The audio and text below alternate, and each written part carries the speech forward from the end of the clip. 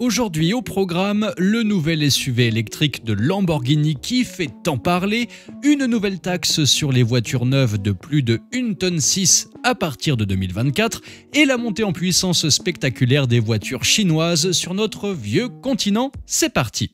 Bienvenue à tous sur la chaîne Octane. Retrouvez une nouvelle vidéo tous les jours résumant l'actu automobile. Alors n'oubliez pas de vous abonner pour ne rien louper. Lamborghini, le maestro italien des rugissements à base d'essence, nous a concocté un SUV coupé à deux portes avec pas moins de 1359 chevaux. C'est comme si un troupeau de taureaux faisait une descente dans un magasin de porcelaine. Maintenant, gardez votre calme car il semblerait que Lamborghini ait choisi la voie du troupeau à la mode. Déjà, premièrement, il est électrique et surtout, ils ont décidé de suivre cette tendance où les SUV sont plus grands et plus imposants que jamais. Les constructeurs essayent sans doute de recréer l'arche de Noé avec 4 roues.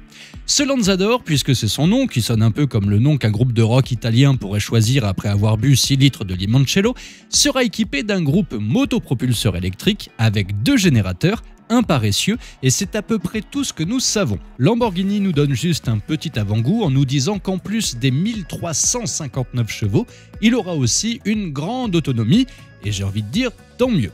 Le Lanzador, première voiture électrique de Lambo, ne sortira pas avant 2028 et qui sait, d'ici là, la technologie évoluera certainement très rapidement. Maintenant, passons à la news suivante où le gouvernement, toujours en quête de nouvelles idées pour remplir les caisses, taxe les voitures bien en chair, celles qui dépassent les 1,8 tonne, à hauteur de 10 € par kilo supplémentaire. Mais cette barre des 1,8 tonne pourrait bien être abaissée à 1,6 tonne en 2024. Les têtes pensantes du gouvernement ont cette fâcheuse habitude de penser que créer des taxes, c'est comme une avalanche de chocolat fondu, impossible d'y résister. Mais rassurez-vous, le gouvernement a pris la décision de ne pas taxer les véhicules électriques, du moins pour le moment. En parlant d'électrique, parlons de BYD, le bulldozer automobile chinois qui a réussi à détrôner Volkswagen en Chine.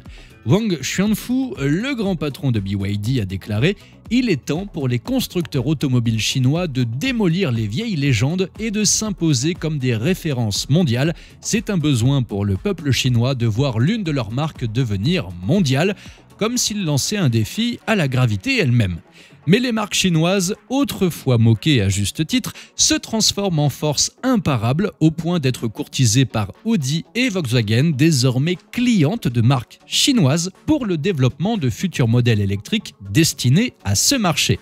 Alors que pensez-vous de tout ça? Est-ce qu'une Lamborghini électrique vous fait rêver? Le malus au poids est-il une bonne idée? Et ces constructeurs chinois vont-ils éclipser les légendes européennes ou sont-ils simplement des lucioles dans la nuit automobile? Dites-moi tout ça dans les commentaires. Merci à tous d'avoir suivi cette nouvelle vidéo.